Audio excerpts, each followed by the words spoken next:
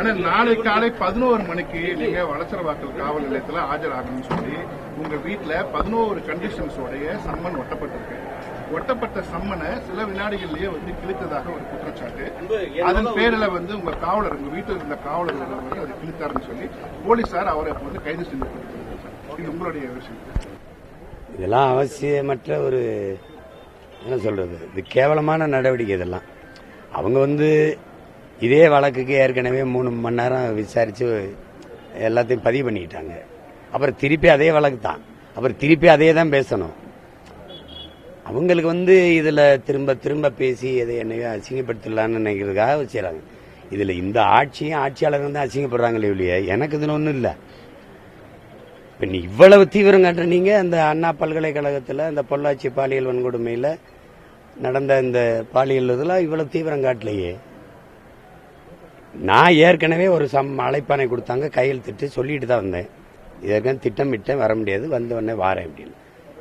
எனக்கு வேற நாட்டுக்கு போய் தலைவராக முடியாது, உங்களுக்கு தெரியும், கடை வச்சுட்டு இல்லை. தினந்தோறும் உங்களை சந்திச்சுக்கிட்டு இருக்கேன். இதுல இவ்வளவு விரட்ட வேண்டிய அவசியம் என்ன இருக்குது?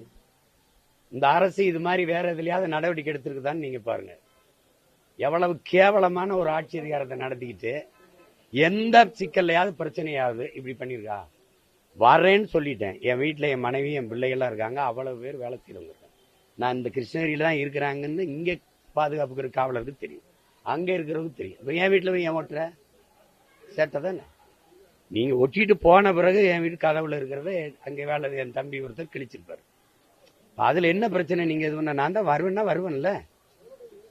ஏற்கனவே உங்களுக்கு முன்னாடி நீங்க விசாரிச்சதுக்கு பதில் சொன்னவன் தானே. நான் வராம போயிடுவேன்னா இவ்வளவு பெரிய வேலை செய்யறவன் இல்ல உங்களை மாதிரி பயந்து ஓடி ஓடிக்கிற கோலைகளா இல்ல என்ன? நான் தான் வருவேன்னு சொன்னேன். அப்புறம் ஏன் இந்த வேலையை செய்றீங்க நீங்க? இதனால நான் அசிங்கப்பட்டுருவேன் நினைக்கிறீங்களா இல்ல நீங்க அசிங்கப்படுறீங்களா? இதை பாக்குறவங்க முடிவு பண்ணிட்டோம். எங்கே போறேன், நான் இங்கதான் இருக்கேன், வரேன்னு சொன்னேன். நாளைக்கு இல்ல நாளை மறுநாள் வருவேன். நாளைக்கே வந்தான் வர முடியாது, என்ன பண்ணுவேன் நீ? என்ன பண்ணுவேன் நீ? திருப்பி வைப்ப, நீ அதையே தான் பேசுவேன். நீ சம்பந்தப்பட்ட அந்த பொம்பளையை கூட்டிட்டு அங்க உட்கார வை, என்னை உட்கார விசாரி. நீ அங்க ஒண்ணு பேசிட்டு வருவ, அப்புறம் திருப்பி ஒண்ணு வருவ, அப்புறம் ஒரு வாரம் இதே பிரச்சனை வைப்பீங்க, திருப்பி கூட்டிடுவீங்க. எத்தனை நாளைக்கு? 15 வருஷமா இதே நாடகமா? என்னது இதுல என்ன நீ சொல்ல? மக்களுக்கு முன்னாடி இந்த அரசு சொல்ல விரும்புறது என்ன? என்ன செய்ய நினைக்குது சொல்லுங்க. நான் திருப்பி நீங்க முதல்ல விசாரிச்ச அதே தான் திருப்பி அதே தான் சொல்லுவேன். விசாரிக்கவே இல்லை, நீங்களே முடிவு பண்ணிக்கிட்டீங்க இதுதான் நடந்திருக்குது, இது போயிருக்குதுன்ட்டு. இது எந்த மாதிரியான தீர்ப்புகள், எந்த மாதிரியான விசாரணைகள்? இப்ப என்ன செய்யணும்னு நினைக்கிறீங்க? நீங்க ஏதுன்னு செய்ய முடியாது. நீங்க சும்மா இப்படி போட்டு இப்படி அசிங்கப்படுத்தி நீங்க இவ்வளவு நேரம் ஒரு கேள்வி கேட்க நான் ஒரு பதில் சொல்ல, இது மாதிரி தான் செய்யலாம். இதுக்கெல்லாம் அஞ்சிரவனும், இதுக்கெல்லாம் இதுக்கு என்ன சொல்றது, இதுக்கு பயந்து ஓடுற ஆளோ நான் கிடையாது. வருவேன். நாளைக்கு 11 மணிக்கு தான் வந்தாகணும், வர முடியாது. ஒன்னால முடிஞ்சதை பாரு.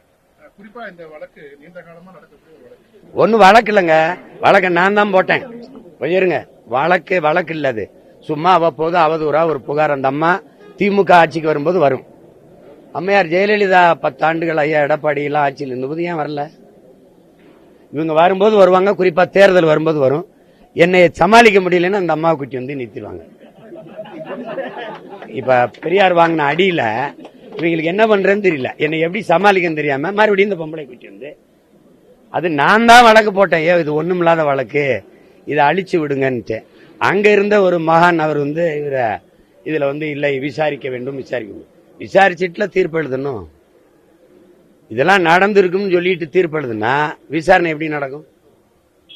எந்த மாதிரி நாடு, எந்த மாதிரி சட்டங்கள், எந்த மாதிரி மன்றங்கள், எந்த மாதிரி நீதிகள்ங்கிறத நீங்க தான் பார்க்கணும். விசாரிக்கணும். விசாரிச்சு அவங்க தரப்புல இருக்கிற புகார் கொடுத்திருக்க குற்றச்சாட்டுகளுக்கு சான்று கேட்கணும். அதெல்லாம் சான்றுபடி நிரூபிச்ச பிறகுதான் இது குற்றம் நடந்திருக்கா இல்லையான்னு முடிவுக்கு வரணும். நீங்க அது எதுவுமே செய்யாம நினைக்கும் போதெல்லாம் அந்த பொம்பளை கூட்டி வர வேண்டியது, இது பண்ணது, என்னை சமாளிக்க முடியலன்னா இப்படி ஒரு நாடகத்தை போட வேண்டியது. நானும் இந்த நாடகத்தை பார்க்கத்தான் போறேன். இது என்ன நடக்குதுன்னு பார்க்கத்தான் போறேன், நீங்களும் பார்க்கத்தான் போறீங்க. நாளைக்கு தருமபுரியில கலந்தாய்வு, நான் வருவேன். அந்த வளசரவாக்கம் காவல் நிலையம் அங்கதானே இருக்கும், நான் இங்கதானே இருப்பேன். என்ன அவசரம்னு சொல்லு. அவசர நீ வந்தது வர முடியாது, என்ன பண்ணுவேன் பண்ணிக்க.